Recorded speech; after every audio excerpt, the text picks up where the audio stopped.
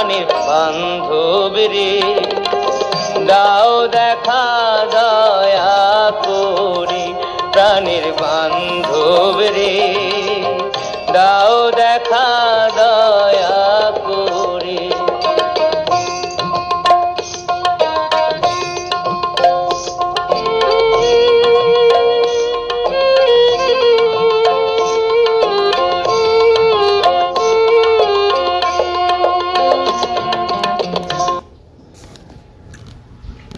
আজ পবিত্র গুরু পূর্ণিমা। এই উপলক্ষে শ্রীমৎ স্বামী ভূতেশানন্দজি মহারাজের কিছু প্রশ্ন এবং উত্তর প্রসঙ্গে আপনাদের কাছে কিছু কিছু প্রশ্ন এবং তার উত্তরে তিনি কি বলছেন সেটা আপনাদের কাছে তুলে ধরছি। মহারাজ, গুরুকে তিনি বলছেন, গুরু গীতায় গুরু শব্দটির তাৎপর্য এইভাবে ব্যাখ্যা করা আছে। গু শব্দের অর্থ হলো অন্ধকার, রু শব্দের অর্থ নিরোধক। অন্ধকার বা অজ্ঞানকে যিনি নিরুদ্ধ করেন তাকে গুরু বলা হয়। গুরু স্তোত্রে আছে, অজ্ঞান তিমিরে আচ্ছন্ন ব্যক্তি চক্ষুকে যিনি জ্ঞানরূপ শলাকার দ্বারা উন্মোচিত করেন তিনিই গুরু। সদ্গুরুর লক্ষণ কি? তিনি বলছেন, সদ্গুরু কোনো আকাঙ্ক্ষা বিষয় কামনা থাকবে না। গুরু যদি শিষ্য করে তার সঙ্গে কারবার করেন তাহলে হবে না। গুরু সদ্গুরু হলে তার সান্নিধ্যে এলে মন শুদ্ধ হবে। সেই গুরু যে পথে নিজে চলবেন সেই পথ শিষ্যকে বলে দিতে পারেন। সেই পথে শিষ্য চললে পবিত্র জীবন যাপন করতে পারবে। তবে গুরু কৃপা কি করে হয়? গুরুর কৃপা হয় গুরুকে ভালোবাসলে। এখন বলবে ভালোবাসা কি করে হয়? না, ভালোবাসতেই হয়। গুরুর প্রতি ভক্তি শ্রদ্ধা কিভাবে হয়? মহারাজ বলছেন, বহু জন্ম ধরে একটু একটু করে শুভ কাজ করতে করতে তার একটা শুভ ফল জমা হয়। এইভাবে জমতে জমতে যখন ফল খুব বাড়ে তখন গুরুর প্রতি ভক্তি শ্রদ্ধা হয়। গুরু পূর্ণিমায় বিশেষত কি? ওই দিনকে আমরা কেন মানি? মহারাজ বলছেন, পবিত্র গুরু পূর্ণিমা তিথিতে ভক্তেরা তাদের নিজ নিজ গুরুকে শ্রদ্ধা জ্ঞাপন করে থাকেন। গুরু পূর্ণিমাকে ব্যাস পূর্ণিমাও বলা হয়, কারণ এই তিথিতে ব্যাসদেব জন্মগ্রহণ করেছিলেন। ব্যাসদেবের জন্মতিথিকে গুরু পূর্ণিমা বলা হয় কেন? মহারাজ বললেন, এক কথায় বেদ উপনিষদের দুরূহ তত্ত্বগুলোকে পুরাণাদি রচনার দ্বারা সর্বসাধারণের কাছে সহজবোধ্য করেছেন বলে ব্যাসদেব গুরু নামে পূজিত। বেদকে বিভাগ করেছেন বলে বেদভ্যাস নামেও খ্যাত। এছাড়া তিনি সমস্ত উপনিষদের মূল বিষয়গুলোকে সুশৃঙ্খলভাবে লিপিবদ্ধ করে ব্রহ্মসূত্র রচনা করেছেন। অষ্টাদশ পুরাণও তারই রচনা বলে কথিত। আবার মহাভারতও তার রচনা। মহাভারতেরই অংশ বিশেষ গীতা, যাতে সকল শাস্ত্রের মূল বিষয়গুলি অতি সহজভাবে লিপিবদ্ধ করা হয়েছে। মহাভারত ও পুরাণাদি ছাড়াও ব্যাসদেবের রচনা বলে কথিত একটি সংহিতা গ্রন্থ আছে, যাতে হিন্দুদের আচার পদ্ধতির বর্ণনা আছে। 19টি সংহিতার মধ্যে ব্যাস সংহিতা অন্যতম। প্রশ্ন, গুরু চিনব কি করে? উত্তরে মহারাজ বলেন, গুরুর প্রধান গুণ হচ্ছে তিনি শাস্ত্রজ্ঞ এবং ব্রহ্মনিষ্ঠ হবেন। তার আচরণ শাস্ত্রসম্মত হবে। স্বার্থ বুদ্ধি রহিত হয়ে কেবল শিষ্যের প্রতি করুণাদ্র চিত্তে অজ্ঞান সমুদ্র থেকে উদ্ধারের উপায় উপদেশ করবেন। ক্ষত্রিয় এবং ব্রহ্মনিষ্ঠ। এই দুটি কথা গুরু সম্বন্ধে বলা হয়। শাস্ত্রজ্ঞান না থাকলে প্রকৃত তত্ত্ব বুঝতে পারবে না। আবার ব্রহ্মনিষ্ঠ না হলে সংশয় দূর হয় না। ব্যবহারিক জীবনে গুরুর সঙ্গে আধ্যাত্মিক গুরুর এখানেই পার্থক্য। গুরু কেমন না ক্ষত্রিয়ং ব্রহ্মনিষ্ঠম, শাস্ত্র বিষয়ে অভিজ্ঞ এবং ব্রহ্মরূপে প্রতিষ্ঠিত। শিষ্য গুরুর কাছে কেমনভাবে যাবে? সমিত পানি, অর্থাৎ গুরু সেবায় উপযুক্ত উপকরণ আদি নিয়ে সেবার ভাব নিয়ে যাবে। পুরাণ ও উপনিষদের বিভিন্ন স্থানে উল্লেখ আছে, কোন বিদ্যাকে সঠিকভাবে জানতে হলে সে বিদ্যার অভিজ্ঞ ব্যক্তির শরণাপন্ন হতে হয়। বিশেষত অধ্যাত্ম বিদ্যা সম্বন্ধে নির্দেশ আছে। যারা সংসার দাবানল তপ্ত, সংসারের দুঃখ তাপে জর্জরিত, তারা দুঃখ নিবৃত্তির জন্য গুরুর কাছে গিয়ে একান্তভাবে উপদেশ প্রার্থনা করবে। কিভাবে এই ভব সমুদ্র থেকে উত্তীর্ণ হব? আমার প্রকৃত আশ্রয় কোথায়? কি বা সাধন পদ্ধতি গ্রহণ করব? এসব আমি কিছুই জানি না। হে প্রভু, কৃপা করে আপনি আমাকে রক্ষা করুন। আমার সংসার দুঃখ নিবৃত্তির উপায় বলে দিন। প্রকৃতি গুরুর যেমন কতগুলো বিশেষ গুণ থাকা দরকার, তেমনি শিষ্যেরও, অর্থাৎ যে গুরুর কাছ থেকে উপদেশ ও নির্দেশ পেতে চায় তার কথাগুলো বিশেষ গুণ থাকা দরকার। তবেই গুরুর নির্দেশ কার্যকর হবে। সেগুলো হলো শ্রীরামকৃষ্ণের সঙ্গে গুরু পরম্পরায় বিশেষত্ব কি?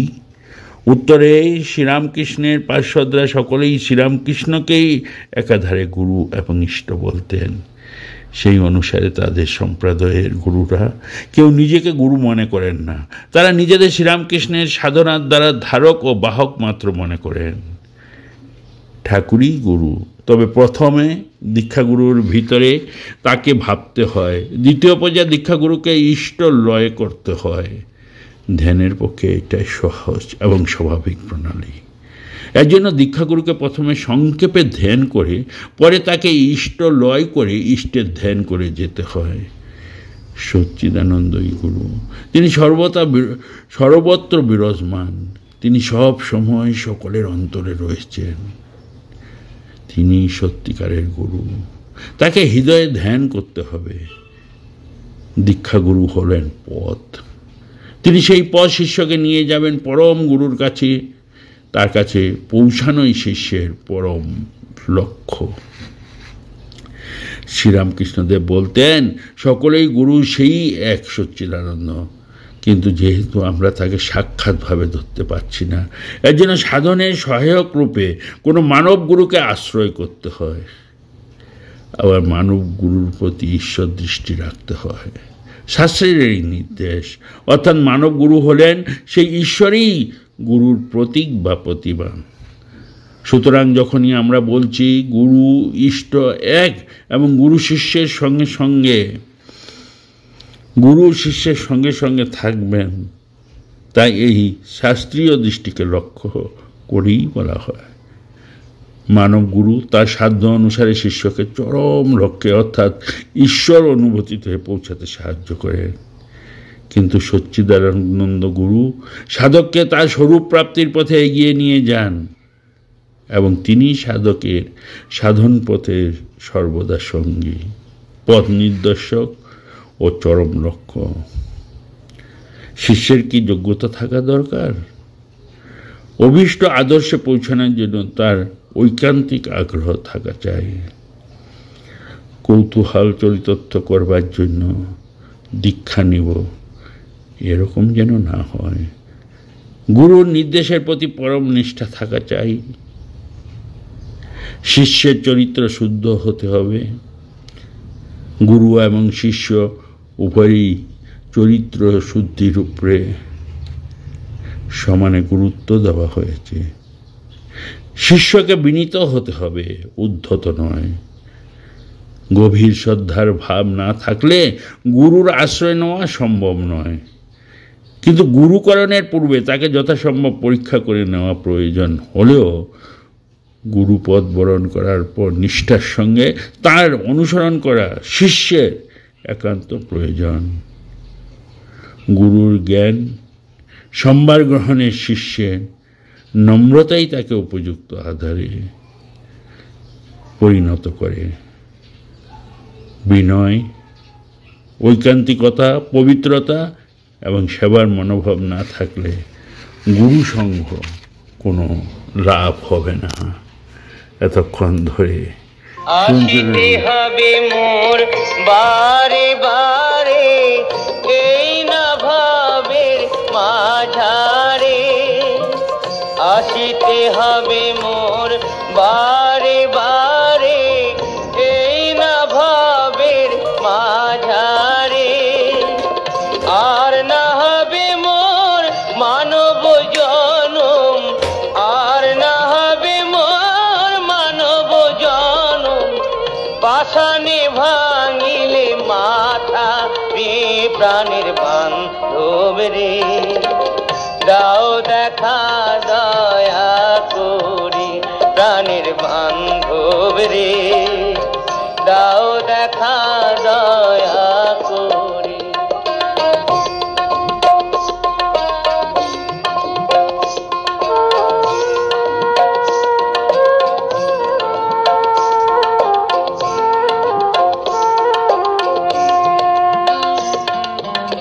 যাহার লাগিয়া খাটিয়া মরিনু, সে তো ভুলিয়া যাবে রে।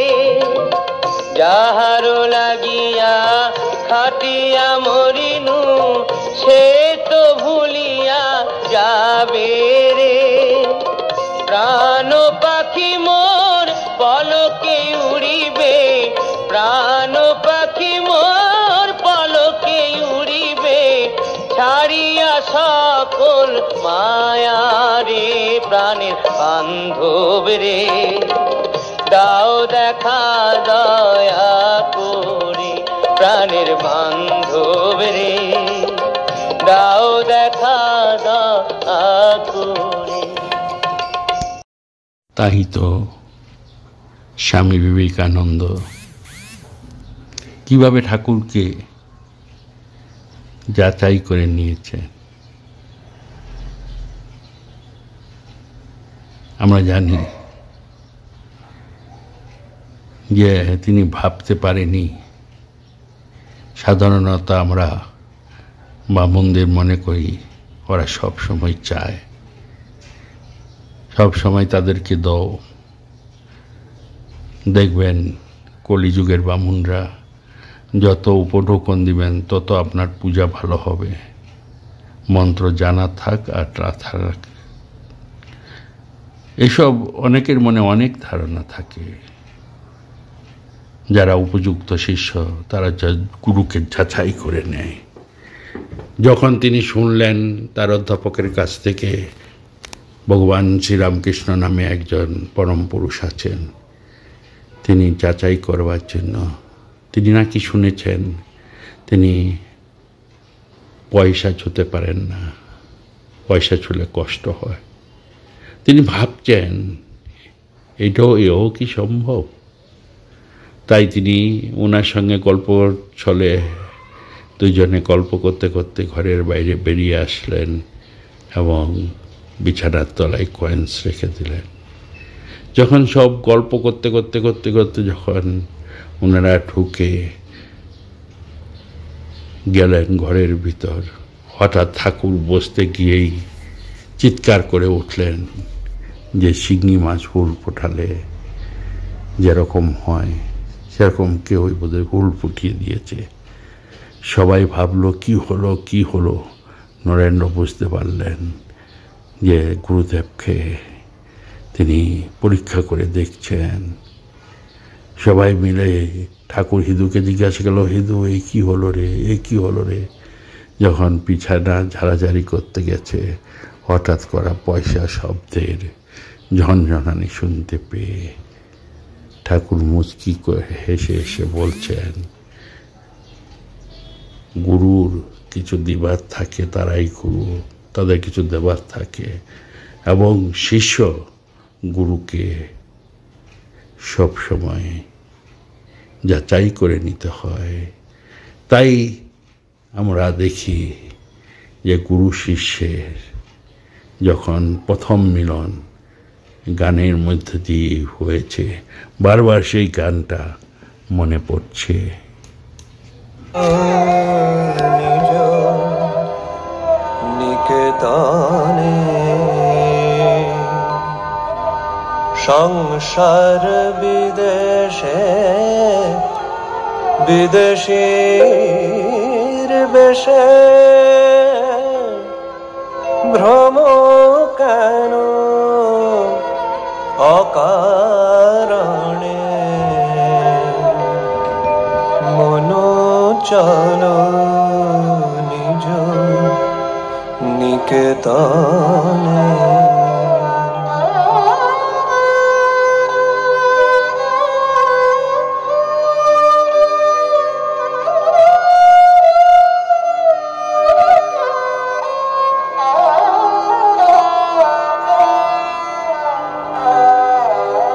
মনো চলো নিজ নিকেতনে, মনো চলো নিজ নিকেতনে সংসার বিদেশে বিদেশীর বেশে ভ্রম কেন অকারণে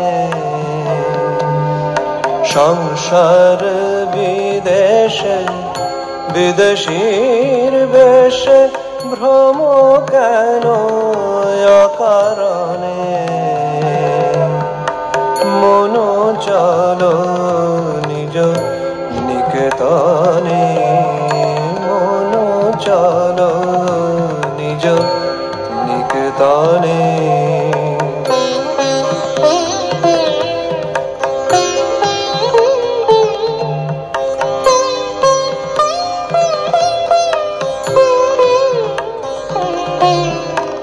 বিষয় পঞ্চক আর ভূতগণ সব তোর পর কেউ নয় আপন। বিষয় পঞ্চক আর ভূতগণ সব তোর পর কেউ নয় আপন। পর প্রেমে কেন হয়ে অচেতন, পর প্রেমে কেন হয়ে অচেতন, ভুলিছ আপন জনে। পর প্রেমে কেন হয়ে অচেতন, ভুলিছ আপন জনে। মনো চলো নিজ নিকেতনে, মনো চলো নিজ নিকেতনে।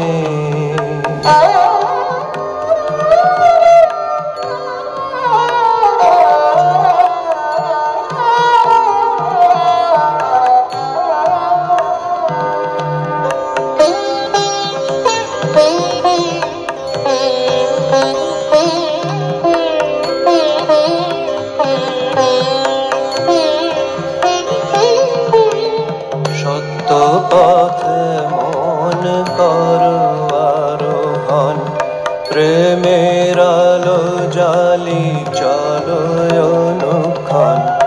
সত্য পথে মন করো আরোহণ, প্রেমের আলো জালি চলো অনুক্ষণ।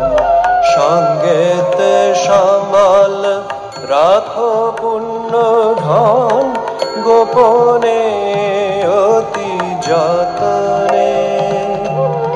সঙ্গেতে সম্বল রাখো পুণ্য ধন, গোপনে অতি যতনে। লোভ মোহ আদি পথে দস্যুগণ, পথিকের করে সর্বস্ব মোশন লোভ মোহ আদি পথে দস্যুগণ পথিকের করে সর্বস্ব মোশন পরম যতনে রাখো রে প্রহরী পরম যতনে রাখো রে প্রহরী সমদম দুই জনে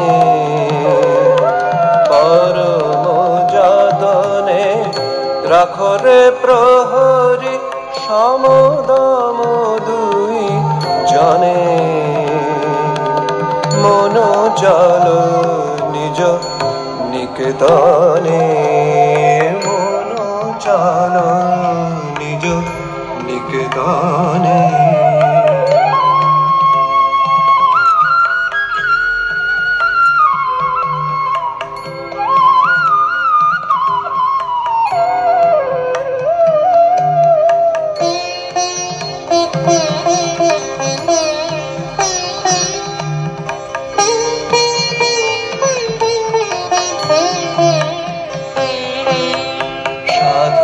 সঙ্গ নামে আছে পান্থধাম শ্রান্ত হলে তথা করিও বিশ্রাম সাধু সঙ্গ নামে আছে পান্থধাম শ্রান্ত হলে তথা করিও বিশ্রাম পথ ভ্রান্ত হলে শুধাইও পথ সে পান্থ নিবাসী গণে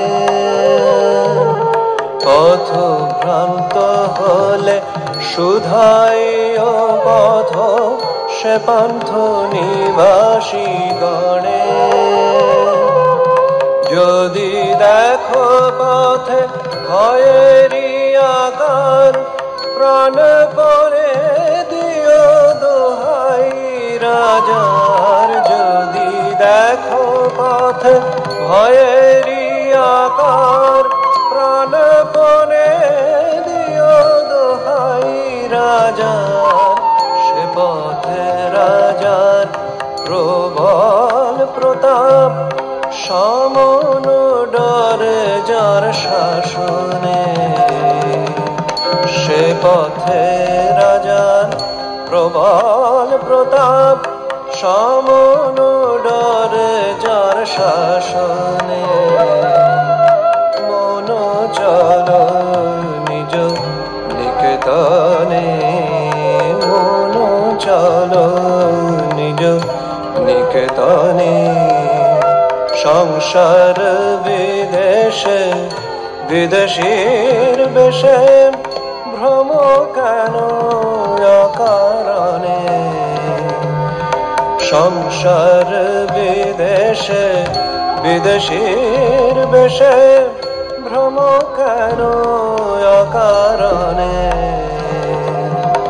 মন চল নিজ নিকেতনে মন চল নিজ নিকেতনে মন চল নিজ নিকেতনে।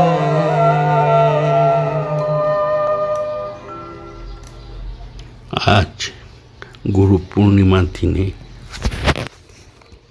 স্বামী ভূতেশানন্দজি মহারাজ গোষ্ঠগোপালের গান এবং ঠাকুরের সঙ্গে স্বামী বিবেকানন্দের সাক্ষাতের গানটি সর্বজ্ঞানন্দজি মহারাজের সংগ্রহ করে আমরা আপনাদের কাছে নিয়ে আসলাম। তার একটি কারণ, আপনারা যখন ঠাকুরের সংকল্প নিয়ে আজ 108 মন্ত্র উচ্চারণ করবেন তখন এই কথাগুলো ভাববার চেষ্টা করবেন, কারণ আজ গুরু পূর্ণিমা।